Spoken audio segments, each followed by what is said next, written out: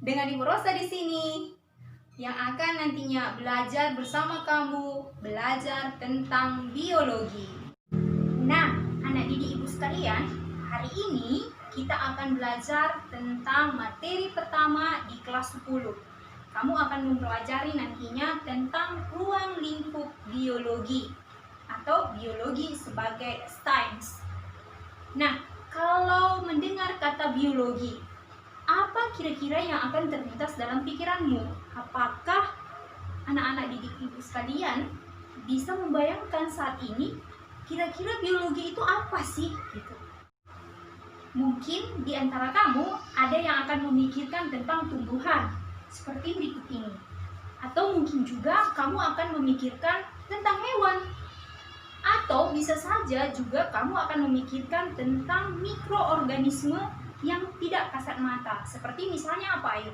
Seperti bakteri dan virus. Sebenarnya biologi sendiri berasal dari dua suku kata, bios dan logos. Apa itu bios? Bios adalah hidup, sedangkan logos adalah ilmu atau kajian.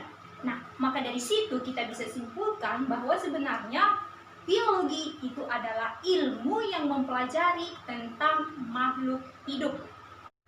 Dari pengertiannya itu bisa kita lihat bahwa di situ ada istilah makhluk hidup.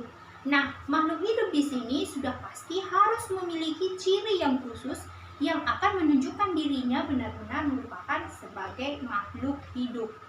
Baik, anak didik Ibu sekalian, kita akan pelajari satu persatu tentang ciri-ciri yang dimiliki oleh makhluk hidup. Yang pertama, memiliki materi genetik. Materi genetik ini perlu karena materi inilah sebagai pengendali sistem dalam seluruh aktivitas kehidupan dari makhluk hidup tersebut. Ada dua jenis materi genetik yang ada pada makhluk hidup, yaitu nanti berupa DNA dan RNA. Yang kedua, ciri berikutnya mampu melaksanakan metabolisme.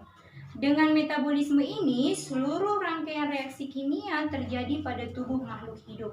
Maka dengan metabolisme, makhluk hidup itu dapat menghasilkan gerakan, pernapasan atau respirasi, pencernaan, dan proses-proses lainnya di dalam tubuhnya.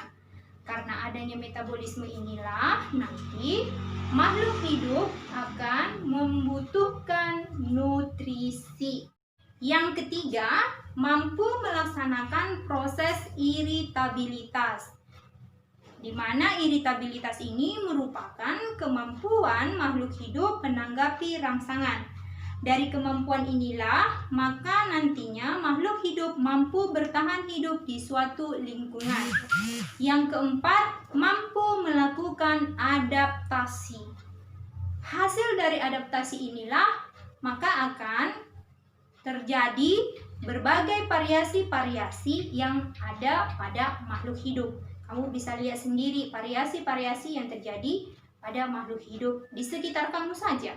Berikutnya, ciri yang kelima, makhluk hidup itu mampu tumbuh dan berkembang. Seperti kamunya sendiri, bahwa kamu mulai dari bayi sampai saat ini, kamu sedang mengalami yang namanya pertumbuhan.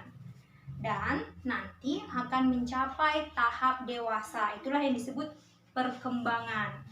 Berikutnya yang terakhir itu mampu berkembang biak atau yang disebut dengan reproduksi. Jika makhluk hidupnya sudah mengalami pertumbuhan dan perkembangan dan sudah menjadi dewasa, maka berikutnya dia akan mampu berkembang biak atau bereproduksi. Tujuannya apa? Adalah agar makhluk hidup tersebut tidak akan mengalami kepunahan. Demikianlah anak-anak Ibu sekalian, itulah materi kita hari ini. Materi berikutnya akan kita sambung pada pertemuan berikutnya. Terima kasih, salam semangat pagi dari Bu Rosa.